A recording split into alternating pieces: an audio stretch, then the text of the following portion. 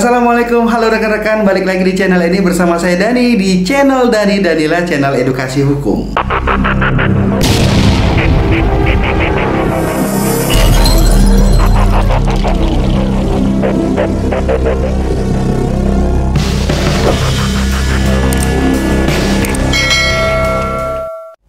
Pada video kali ini saya akan membahas tentang tindak pidana pertanahan.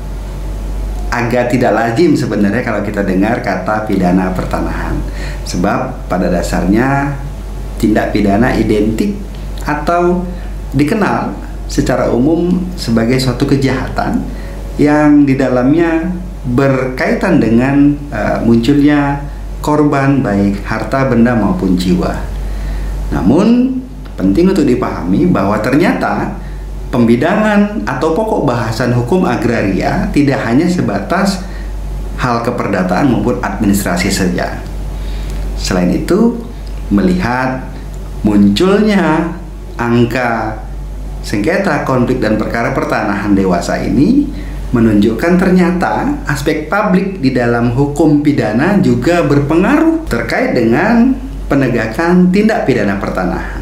Profesor Budi Harsono telah menuliskan dalam bukunya bahwa pokok bahasan atau pembidangan hukum agraria itu terfokus kepada aspek keperdataan berupa jual beli, peralihan hak, tukar menukar, dan seterusnya.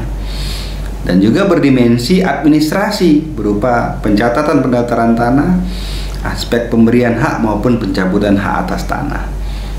Melihat fenomena tinggi dan meningkatnya angka konflik sengketa dan perkara pertanahan, tidak salah kiranya jika kemudian aspek hukum publik atau hukum pidana ini menjadi salah satu determinan untuk melihat bagaimana kemudian terjadinya suatu peristiwa tindak pidana pertanahan. Mengutip apa yang dikemukakan oleh Aloysius Mujiono dan Mahmud Kesuma dalam bukunya Tindak Pidana Pertanahan, setidaknya ada 3 perihal terjadinya peristiwa tindak pidana pertanahan ini.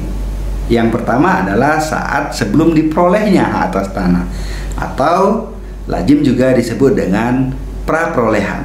Dalam masa praperolehan hak atas tanah ini, maka setidaknya ada beberapa delik atau tindak pidana yang lazim dilakukan di atas suatu hak bidang tanah.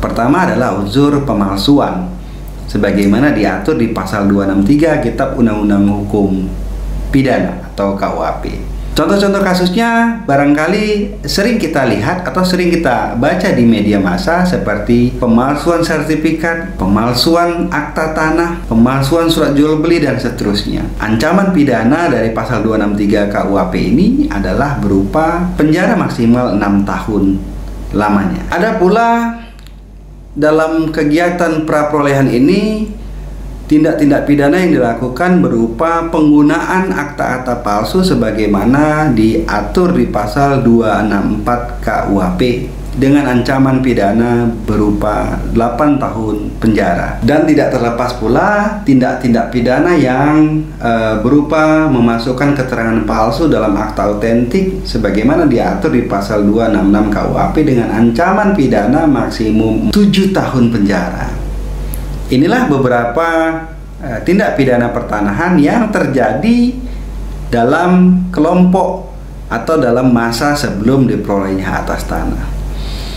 Kegiatan-kegiatan dalam praperolehan atas tanah ini, baik yang mengacu kepada 263 KUHP, 264 KUHP maupun 266 KUHP, ini adalah upaya yang dilakukan oleh sekelompok orang atau orang-orang tertentu atau oknum-oknum tertentu untuk melegitimasi secara surat menyurat terkait adanya keinginan memperoleh atau menguasai suatu bidang tanah secara ilegal.